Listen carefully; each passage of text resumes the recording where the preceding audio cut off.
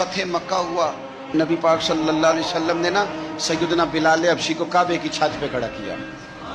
یہ کس نے ذروں کو اٹھایا اور صحرا کر دیا؟ یہ دیکھو کس نے قطروں کو ملایا اور دریا کر دیا. کس کی حکمت نے یتیموں کو کیا در یتیم اور غلاموں کو دنیا بھر کا مولا کر دیا.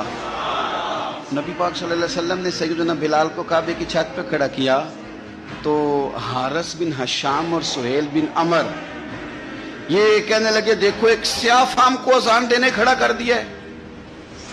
ان کا خیال تھا کہ قریشیوں میں سے، ہاشمیوں میں سے، اہل مکہ میں سے کوئی کھڑا ہو.